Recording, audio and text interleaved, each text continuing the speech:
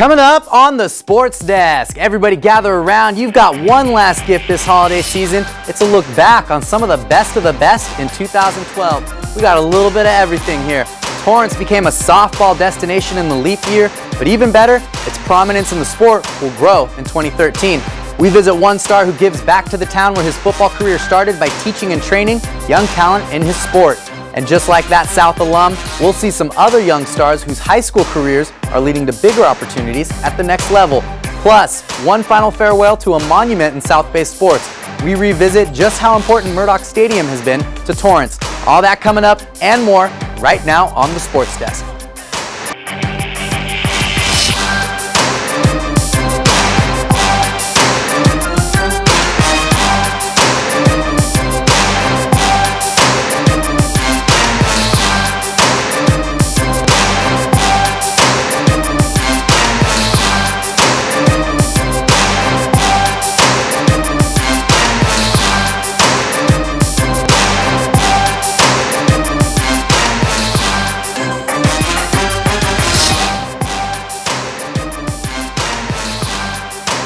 Hey there, Torrance. Welcome to a special holiday edition of the Sports Desk. Today, we're going to take a look back at 2012 and actually take a look ahead to 2013 to see what it has in store for us. The National Fast Pitch Softball Tourney right here in Torrance has attracted some of the top Southern Section teams along with some regional heavy hitters in 2012. Our David Gascon sat down with the man behind it all to share his vision for Torrance as a national destination for softball in 2013. I'm with our in-studio guest, John Joseph, the operational director of the Torrance National Tournament. John, thanks for being here today. How are you? Just fine.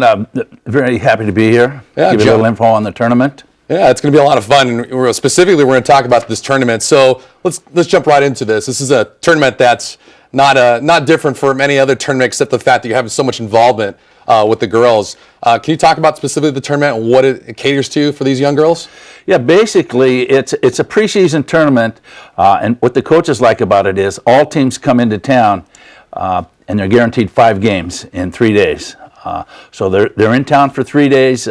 Something that's unique about this tournament is most schools, when they go to a tournament, they stay in hotels off-site. They have really nothing to do. But Torrance is really sort of a secret destination. I mean, you know, we have the beaches here. We have so many dining options, cultural things, entertainment venues, and our proximity to all the Southern California attractions. And the Del Alma Mall especially. All the girls are staying at local hotels right across the street from the mall. Is a real attraction for high school teenage girls. And so what we want to do is get these girls in. They're coming in from 4 different states this year. Next year we'll go national with invites. We want to keep it local this year as far as the West Coast. And so it's a unique experience for them. It's going to enhance their high school experience because as I said earlier, they play in a tournament, they stay in their rooms, they don't do anything. Well, we're having some functions for the girls at the mall and off-site at the beaches. And so they get a chance to talk to people and network and make new friends, we hope, with girls from other parts of the country. So this is something different from most tournaments. What kind of pressure's on them to perform? I mean, they had a lot of this in the past, obviously. Yeah, well, this is an invitational tournament. So you obviously had to have some successes in the past, and most of the programs are consistently programs like Torrance and North that are both the only 2 local teams we have in. They're always quarterfinalists or beyond in CIF every year, and those are the type of programs we're looking for. We have a couple state champions coming in from New Mexico and Arizona, and it's an opportunity for these girls to face better competition overall than they're going to see in their leagues. Plus, we have a lot of college and JC coaches are going to be in here over the weekend because it's an opportunity for them to look at a couple hundred girls instead of going to a game and looking at 4 or 5. Right. And so it's just really a good event. Why do you feel it's important for you to invite teams across the United States to come to California for this? We want to make it a national event. We want it to become one of the premier events in the country. I was involved in an event in the past that actually did that, and it has discontinued. And so I'm taking the knowledge that I brought from that event and bringing it here to Torrance. I'm a lifetime Torrance and South Bay resident, and I just saw the opportunity here to showcase our area here. Yeah, definitely. And you talk about your past experiences. It started 5 years ago. back in Huntington Beach. Can you tell us a little bit about that and how it originally started?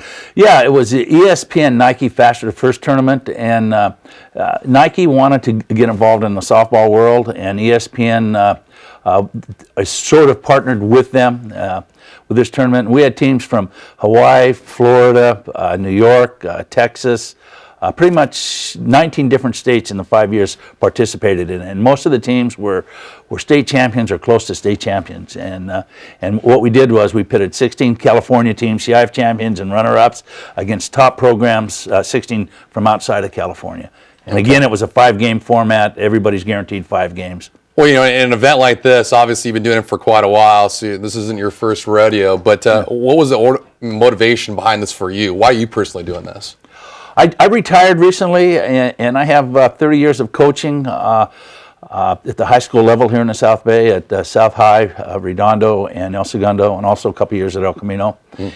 And it's just in my blood. I really have to keep busy, and I saw that Torrance needed some help as far as their softball program, and Don's a good friend of mine, and so I said, let's put on a tournament. He was looking to do one in the past, but he needed someone that had a little bit of expertise in it, and so I'm bringing that to the table for him. Well, great. Well, we expect big things from this tournament. We're actually going to meet a couple of the guests that play for Torrance High the next couple of minutes. So, John, thank you for being with us today, and we appreciate the time. Sure, thank you. That's John Joseph, the operational director of the Torrance National Tournament. Another local event making a big impact that stretches beyond the city itself is the Torrance Sports Festival. Bonnie Prickett gave us a look at the Special Olympics, those who participated, and those who helped make it all a reality. This day was filled with fun, but don't let anyone tell you these athletes don't like competition and that they don't take these games seriously. They participate in more sports than most. The Special Olympics has taken place in Torrance for the last 19 years, but there's something different about this year in the Torrance Sports Festival. With the City of Torrance, we've created the Special Needs Sports Program to kind of branch out, create more opportunities for our athletes. The Carson basketball team played Torrance. The city's team was in the lead for much of the game till Capricia Trotter turned on her game. She shot 13 baskets and tells us her take on competing. Because basketball is my favorite sport, and I like playing with my friends because it's more funner. While these athletes like participating, so do the volunteers. Coach David Barrow really delves into why everyone should take the time to help out. It's really been great. I mean, the fans, all the families and the support from the community, and everyone's out here today. It's really a wonderful atmosphere, and it's really very rewarding. Makes you feel inspired to be here and to continue helping out. Coming up after the break, you've seen some big events that cruise through town every year. Now let's take a look at some of the standout athletes that put their schools on the Southern Section map. That's coming up when we get back right here on the Sports Desk. He fought against cruelty and injustice, but his greatest fight was against mental illness. Even icons struggle. Only the great ones keep going. Hey, once again, and welcome back to our 2012 Year in Review on the Sports Desk. My favorite part of what we do here goes well beyond covering games. Highlights can be fun, and getting the whole family together on a Friday night at the football stadium can be great. But the real drama, the real success is always found in the athlete themselves. Like many talented athletes, North High's Johnson May didn't just use his sport for winning awards. His success created an amazing opportunity that can and will inspire many that follow in his footsteps. Brittany Johnson met with him earlier this year to bring us that story. We finally caught up with Johnson May after the wrestling season to discuss all of his accomplishments. While high school soon may be coming to an end, he tells me this is just the beginning. 3-time league champ, 3-time CIF champ, 2 times Masters finalist, 3 times Masters placer, a Masters champion, 2-time state finalist, and a state champ. You all know who I'm talking about, none other than the man you see right there on the mat, the Saxon's own Johnson May. He is the South Bay's first state wrestling champion since 1990. So you're stepping up on the mat and you look at your opponent. What's the first thing that goes through your head? Nothing really, just go out there and wrestle. Just do what I do. What do you do? I win. I'm winning. Sometimes I lose too, so it's, He may be all fun and games here, but when he steps on that mat, his game is no joke. This season, Mai finished 44-4. Head coach Luke Santos told me when a player is that good, it challenges him as a coach on how to present a player such as Mai with greater expectations. As he progressed, the challenges kind of changed, and towards the end, it kind of became a challenge for us to present challenges to him, to mix it up. But he did a really good job of working towards, dominating competition as opposed to just, winning didn't get boring. The way he won, he challenged himself with the way he won. Coach Santos would describe Mai's wrestling style as being very technical. He says Mai sets things up and always has a game plan. He also says the adjustments Mai makes on the mat set him apart from other wrestlers. He makes good transitions from being physical in a match to being very technical to slowing it down to picking it up. Mai is not the only wrestler in his family that has experienced success as a Saxon. He has two older brothers, Kevin and Kenny, that have their own list of achievements. Despite all of the awards between the brothers, Mai says they get along great. It's a pretty good relationship, and they've helped me out many times, I wouldn't be here if it wasn't for them. But in regards to him and his brothers, when he was a sophomore, they just used to beat him up and be physical, and it was one of those things where he was probably at 90 pounds, and he would go freshman year too. In your freshman year, but I remember his sophomore year because that's when he really started being competitive. Was he had to learn how to wrestle guys bigger than him because he's only like 90-something pounds, and so he'd get in there with his brothers they're cutting down, they're cutting weight. And he'd get in on a shot and he would fight for things and he would start to irritate them. He'd start to get on their nerves because he started getting better, so they had to get physical, and so they would just to make a point, they would beat him up. So they made him tough. They have a lot to do with why he's where he's at. Throughout his years at North, Mai has had a tremendous amount of support from not only the administration but also from the community. Fundraisers were held to help send Mai to different tournaments and to be able to compete in different styles of wrestling. His wrestling may have won over the community, but his parents weren't his biggest fans at first. They wanted him to focus on his education instead of sports. But now, after all of his success, he says they're happy for him. They're pretty excited now. Now they know, they can brag about to their friends and say, "Oh, my son's gonna be like, you really do." I'm not gonna lie. And before our time was up, we had to hit the mat. All right, so pretty much, it's kind of weird, but you tie up. Like head to head kind of thing. Put your shoulder right here. My shoulder? Your hand right here. Mm-hmm. Right here. I'm gonna come right here. I'm gonna use my hand and press into me, and I'm gonna use this hand to block. And I'm just gonna All right, so that's the last time you will see Johnson Mai on the mat for the Saxons. In the fall, he will be attending Columbia University in New York, but he assured me that he will be back. Reporting from North High, I'm Brittany Johnson for the Sports Desk. Columbia University, definitely no small feat. Now, another athlete who used not just her skills on the field to pave a path for success, but also her ability to lead her teammates is former South Spartan Tina Yaghayan. Check out Tina's story right here with Aaron Giddens. Past 4 years, senior Tina Yaghayan has been a standout athlete for South High School's girls varsity soccer team. In her freshman year with the Spartans, Tina helped lead the team to a CIF championship and also to the CIF finals her sophomore year. The midfielder, who was CIF Player of the Year her sophomore year and Team All-CIF her junior and senior years, says she has great memories as a Spartan. Winning CIF my freshman year was one of them. That was probably the best memory at South High. Passing out sophomore year after the finals that we lost in. And then junior and senior year, just making it to the semis. Teammate Jessica Nakai says Tina took her role as captain very seriously. Off the field, I learned a lot of leadership because she's captain, and she was always giving encouragement to our players at practice. Not only is Tina a leader on the field, her teammate Morgan Mullen says it's her goofy and blunt personality that brought out the best in the team. She kept practice really easy and light, and whenever it would be getting hard, she'd always know what to say, and she always had the funniest jokes, and everyone would always laugh, and it was a good environment with her there. Even that outspokenness about Tina created a special bond with Coach Brad Gomez. We could yell and scream at each other, and 5 minutes later we were back. Okay, so now what do we do?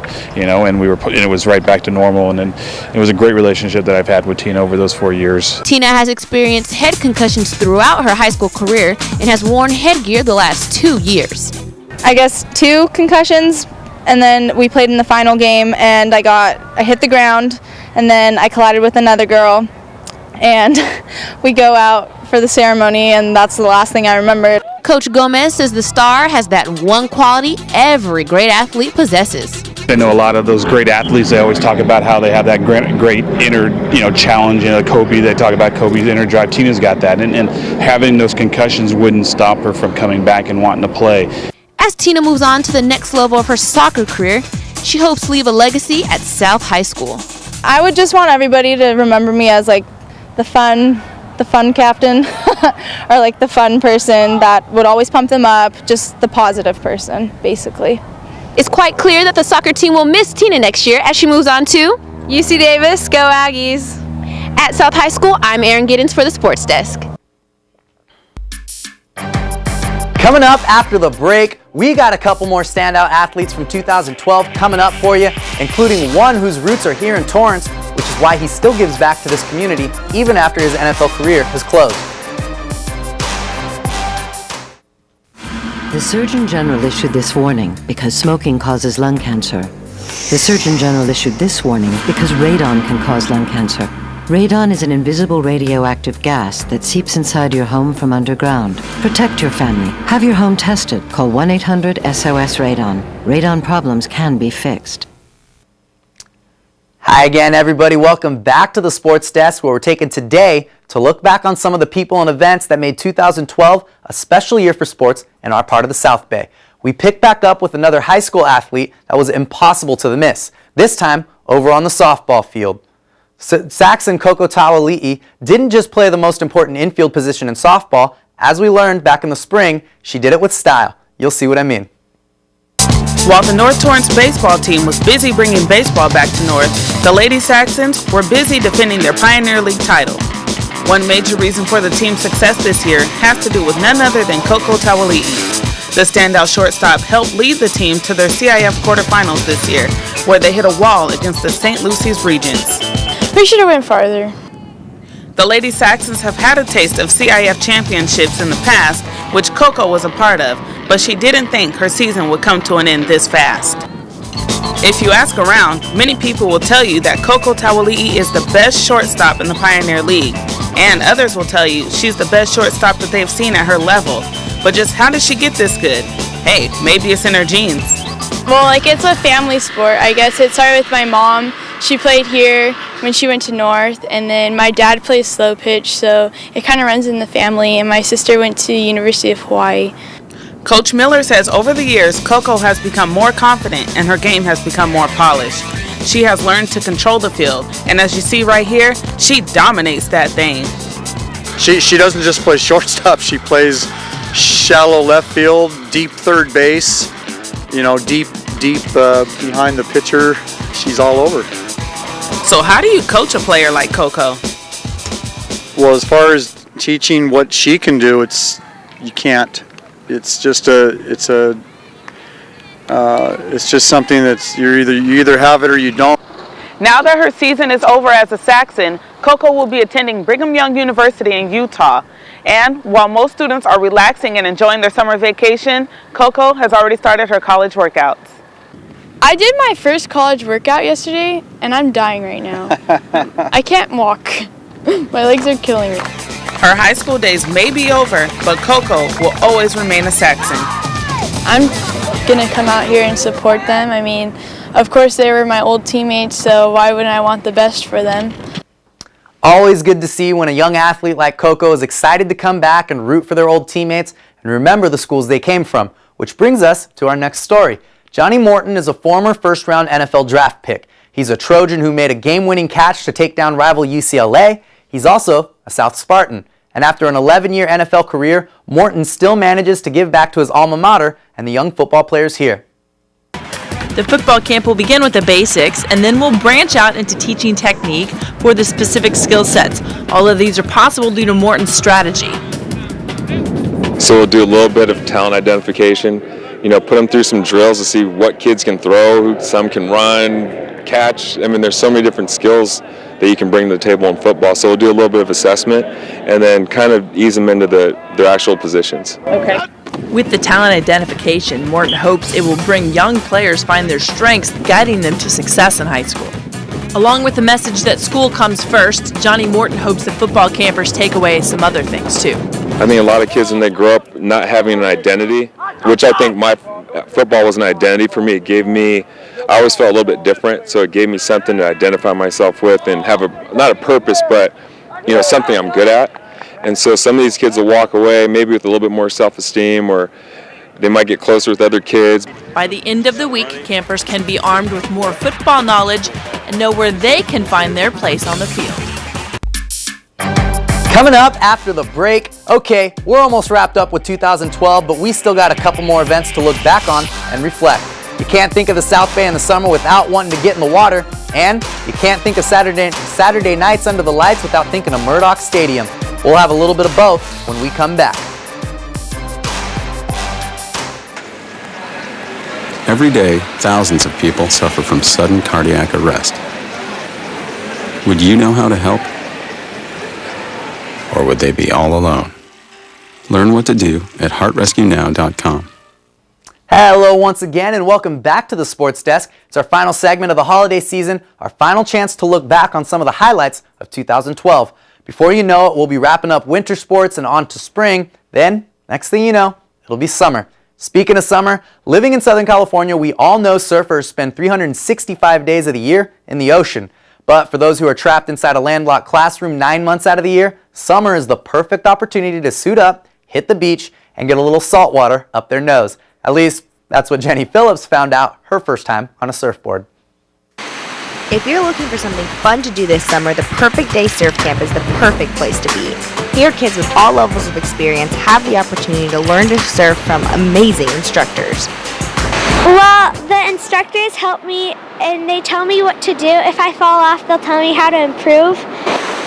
And the campers here definitely show a lot of improvement throughout the week. They improve tenfold because a lot of the kids have never set foot on a surfboard, let alone be in the ocean. So, I think it's great. I can definitely personally attest the fact that these kids are in great hands. I've never surfed before, and they even taught me. Okay, so it took a few tries, but they got me up on the board, and their passion for surfing is definitely contagious. The way that people can just walk on water when you're a professional surfer or boogie boarder, it's like you live on the water. Your house is the water. Seeing the kids catch their first wave and these big smiles on their face, I mean, they love it, and that's the reason why I started it, because I remember my experience and my feeling when I caught my first wave, and seeing them is so invigorating. I love it. That's my favorite part. The Perfect Day Surf Camp is definitely a favorite amongst kids in Torrance. After all, hanging out at the beach all day while learning to surf is not a bad way to spend your summer. From Torrance Beach, I'm Jenny Phillips for the Sports Desk.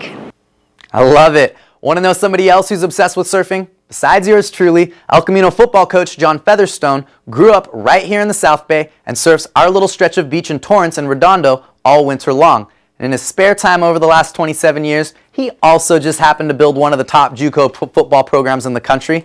The place where Featherstone and his Warriors won all of those games, Murdoch Stadium, has been one of the rare venues that carry as much tradition and history as the team itself. When the school invited us out to Murdoch Madness to say farewell to the stadium this fall, here at the Sports Desk we had planned to take in a homecoming celebration and just share all the fun. Instead, we were greeted with so many stories and memories of people's finest moments there that we just had to share them with you. And here was our farewell to Murdoch Stadium. They didn't have to drive very far, but Hollywood's come right here to film. The United States has played World Cup qualifying matches right on this field, and one man even wanted to have his ashes buried right at the 50-yard line. So it's pretty easy to figure out if you were lucky enough just to spend one Saturday evening at Murdoch Stadium, that the games that were played here were just a part of its history. It's like Notre Dame Stadium. The walls are right behind the benches. You don't see them like this anymore. All the schools in the conferences that would play here couldn't wait to come and play at El Camino College. The players love it, the coaches love it, the officials loved it. As you can see, it's a great place to play. When we first started coming here, my husband and I, we couldn't believe how beautiful this stadium was. It was so gorgeous. It looked like, professional. So when he came here, that's all he talked about was the stadium. Well, when my husband passed away, they gave me a flag because he was in the service. So I asked Dr. Schwartz if I can donate the flag because he loved football so much that if he's up on the flag, he can watch all the home football games here at El Camino. You probably know we've been holding graduations in here since the beginning of time. For them to walk in, I don't know if you've been to a graduation here on the second week of June. Brilliant sunshine, bright green grass. It's a beautiful place for a graduation, and all those years, all those students got to witness Murdoch Stadium, and hopefully they'll take that with them. One of the memories I have playing here at Murdoch was a loss. We actually came in, pretty good team. It was going to be a very good game, and El Camino pretty much stumped us. It wasn't very happy, but certainly it's one of those things that helps fuel the team for the following year, the following season, and certainly one of the memories I have coming here is how tough it was to play here. When I had a chance to walk through the tunnel on Thursday night, I went really slowly. I wanted just to take in every small foot there. It's about a 20-yard walk. And I just wanted to walk really by myself through the tunnel. And when I went through the tunnel and just seeing this beautiful stadium, I had a good feeling in my heart. And I was happy for the kids to be able to play here and play in one of the best stadiums in the United States. Then I walked all the way from the tunnel all the way down to here, knowing this will be the last time on Saturday night. And I know when I'm done with you in a few minutes here, I'll be walking back again for the last time in this great stadium. And I played here a couple of years myself too, so I've been able to play here and coach here. I'm a blessed man. I've had a wonderful 27 years here. And I haven't told too many people this, but in my will, I wanted to put half of my ashes in the 50-yard line, dig it down 6 feet, and throw my ashes in there when I finally pass. But now I won't be able to do that. And the people that do know that I was planning on doing that, they got a kick out of it knowing that I won't have that opportunity again. So there it is. In 2013, the El Camino Warriors will have a new temporary home with the stadium being built. The athletes we showed you today and plenty of others we didn't get a chance to will move out of Torrance and do amazing things. And of course, we're going to have the National Fast Pitch Tourney, another summer with the International Surf Festival. There's tons. I've enjoyed every second of the last few months right here with you, but guess what? Really excited that we get to share 2013 together. I'll see you guys all real soon.